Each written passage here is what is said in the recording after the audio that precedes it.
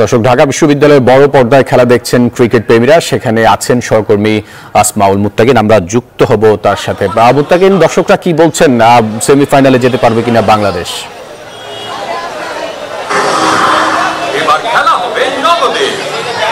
ফয়সাল, আমরা যেমনটি বলছিলাম যে আসলে বাংলাদেশের খেলা চলমান রয়েছে এবং বড় পর্দায় আসলে খেলা হচ্ছে এবং ঢাকা ইউনিভার্সিটিতে আসলে দর্শকরা খেলার উন্মাদনীয় অধীর আগ্রহে বসে আসলে খেলা দেখছেন। আমরা অনেক দর্শককে আসলে দেখতে পাচ্ছি যারা আসলে এই ম্যাচ নিয়ে অনেক আশাবাদী। বিশেষ করে 12 ওভার 1 বলের মধ্যে আসলে ম্যাচটি আসলে জিততে হবে, কিন্তু বাংলাদেশ 11 ওভারে 80 রান করেছে, অর্থাৎ সম্ভাবনা সেইভাবে নেই। কিন্তু বাংলাদেশ ম্যাচটি জিতবে, কিন্তু সেমিফাইনালের যে লক্ষ্য কিংবা সেমিফাইনালের যে স্বপ্ন, সেই স্বপ্নটি আসলে পূরণ হচ্ছে না। অনেকে আসলে সাকিব কিংবা অন্যান্য যে সিনিয়র যে ক্রিকেটার রয়েছেন তাদেরকে আসলে দোষারোপ করছেন।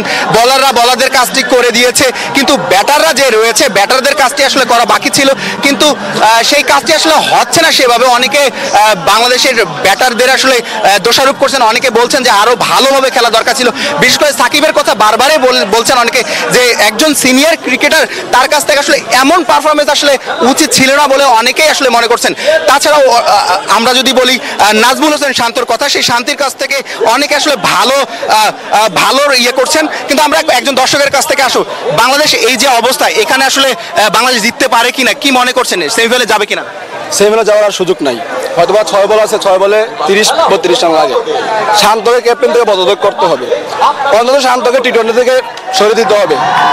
কিছু জিনিস কিছু প্লেয়ারদেরকে টি-20 থেকে বের করে দিতে হবে।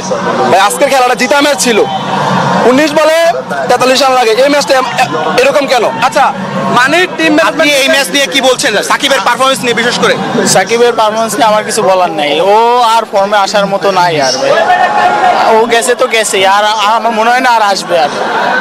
আর আমরা যদি আরো একজন দর্শক আমরা আরেকজন, বিশেষ করে লিটন এখন পিজে আছে, তানজিম আছেন, তো আসলে এই ম্যাচটা আসলে বাংলাদেশ জিতবে কিনা কিংবা সেমিফাইনালে যাওয়ার স্বপ্ন দেখেন কিনা আপনি একজন ক্রিকেট করতে হিসেবে?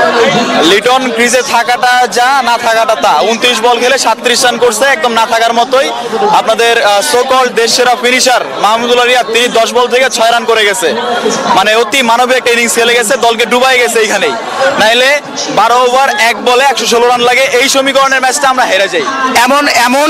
এমন নানা প্রশ্ন নিয়ে আসলে অনেকে ক্রিকেট বোদ্ধা যারা রয়েছেন তারা আসলে ঢাকা ইউনিভার্সিটি টিএসসি থেকে খেলা দেখছেন এবং অনেকে আসলে জয়ের আশা করছেন। কিন্তু জয় তো বাংলাদেশ পাবে, কিন্তু আসলে সেমিফাইনাল যাওয়ার যে স্বপ্ন সেটি আসলে পূর্ণ হচ্ছে না। অনেকে আসলে বাংলাদেশের ব্যাটিং লাইন আপকে দোষারোপ করেছেন। এই ছিল আমার কাছ থেকে সবশেষ অবস্থা টিএসসি থেকে।